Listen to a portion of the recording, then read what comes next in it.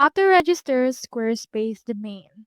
So in order to register your own Squarespace domain, you first need to head over to your Squarespace dashboard. From in there, you can see in here this. So click on the settings icon that you can find right here. Then after that, you should be able to see this.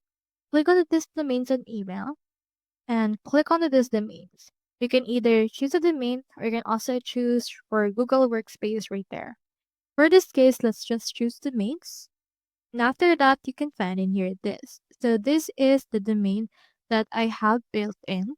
However, if you want to register a new one, proceed to click on this get a domain option.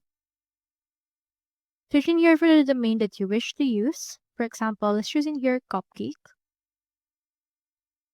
Then head over and search for it and you can find in here some suggestions. So proceed to click on this cart icon.